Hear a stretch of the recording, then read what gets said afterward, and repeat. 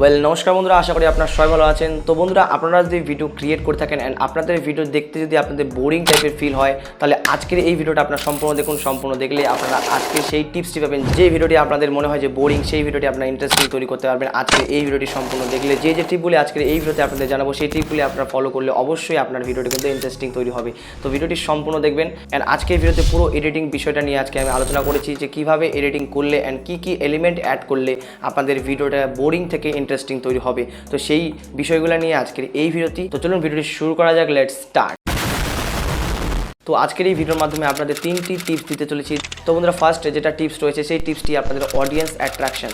So অডিয়েন্সকে attraction করার জন্য আপনাদের প্রথম যে 15 সেকেন্ড আছে, আপনারা একটা ইউটিউবের ভিডিওর জন্য প্রথম যে 15 সেকেন্ড আছে, সেই 15 সেকেন্ডটা কিন্তু পুরো ইম্পর্টেন্ট। সেই ইম্পর্টেন্ট ডিউরেশনটাকে আপনাদের পুরো মেজরলি কিন্তু নজর রাখতে হবে। অ্যান্ড সেই 15 সেকেন্ডের মধ্যে আপনাদের সব কিছু ইউজ করতে হবে, যেমনটা বিজিএম মানে ব্যাকগ্রাউন্ড মিউজিক আপনাদের চেঞ্জ করতে হবে, বারে বারে ট্রানজিশন ইউজ করতে হবে, সাউন্ড ইফেক্ট ইউজ করতে হবে, বিরোল ইউজ করতে হবে, সব ধরনের ইফেক্ট মানে ফাস্ট পেসে আপনাদের ভিডিওটাকে প্লে করতে হবে, যাতে একটা ইন্ট্রো তৈরি হয়। মানে প্রথম 15 সেকেন্ড আপনাদের ভিডিওটার যেটা ইন্ট্রো থাকবে, সেই ইন্ট্রোটা তৈরি হবে। অ্যান্ড যে ভিডিওর মধ্যে বোঝা যাবে যে আপনার ভিডিওর মধ্যে কী রয়েছে পুরো 15 সেকেন্ডের মধ্যে, যাতে সেটা বোঝা যায়। আশা করি আপনারা বুঝতে পেরেছেন।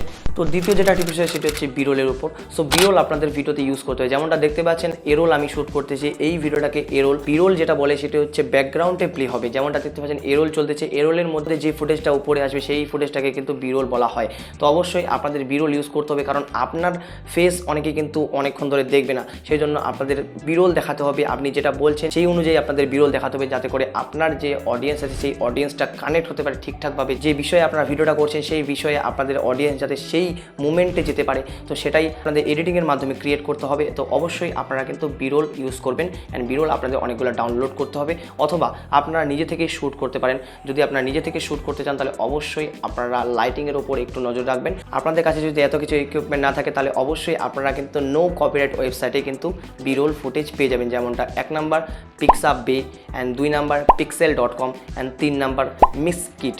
অ্যান্ড এই টাইপের যে ওয়েবসাইটগুলো রয়েছে, এই ওয়েবসাইটের মধ্যে আপনারা বিরোল ফুটেজ পেয়ে যাবেন, যেটা কোনো প্রকার কপিরাইট কিন্তু আসার সম্ভাবনা নেই। তো আপনারা এগুলো ওয়েবসাইট থেকে কিন্তু আপনাদের বিরোল ফুটেজগুলো ডাউনলোড করতে পারেন। অ্যান্ড খুব ইজিলি আপনারা সেটাকে ইউজ করতে পারেন আপনাদের এরোল ফুটেজের মধ্যে। অ্যান্ড প্রত্যেক 15 সেকেন্ডের মধ্যে যাতে আপনাদের বিরোল থাকে, অ্যান্ড বিরোল দিয়েই কিন্তু আপনার ভিডিওটাকে আপনাদের অডিয়েন্সের মধ্যে সেই মুভমেন্টে আপনাদের পৌঁছাতে পারবেন, যে মুভমেন্টে আপনি কথাগুলো বলছেন। তো অবশ্যই আপনারা বিরোল ইউজ করবেন। সো অ্যাট লাস্ট 3 নম্বর যে টিপসটি রয়েছে, সেই fast pace video editing.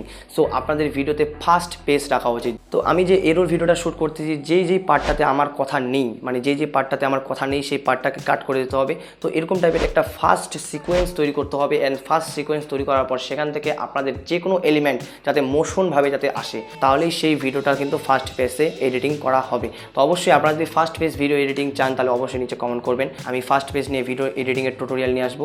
And আজকের ভিডিওতে আপনাদের জানালাম যে 3টি টিপস। সেই 3টি টিপসের মধ্যে লাস্টে যেটা টিপসটি রয়েছে, সেই টিপসটি প্রচণ্ড ইম্পর্টেন্ট। আপনার ভিডিওতে দর্শক বেশি আনানোর জন্য কিন্তু 3 নাম্বার টিপসটি কিন্তু অবশ্যই ফলো করবেন। যে টিপসের মাধ্যমে আপনারা জানতে পারবেন যে যেখান থেকে ফাস্ট পেস ভিডিও এডিটিং করতে হবে।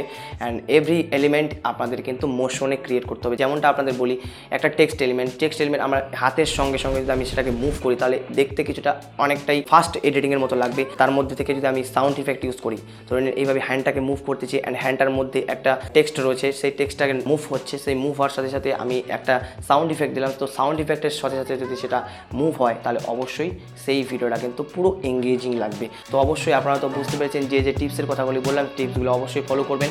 ফলো করলে আপনারা জানতে পারবেন আপনার ভিডিও কীভাবে বোরিং থেকে এঙ্গেজিং তৈরি হয়। অবশ্যই আপনারা নিচে কমেন্ট বক্সে ফিডব্যাক জানাবেন যে আপনার ভিডিওটি কি বোরিং থেকে ইন্টারেস্টিং তৈরি হলো। যদি হয় তাহলে অবশ্যই কমেন্ট করবেন। সো আজকের মধ্যে এটুকুই, দেখা হচ্ছে পরের ভিডিওতে। ভালো থাকবেন, সুস্থ থাকবেন, টেক কেয়ার অ্যান্ড বাই।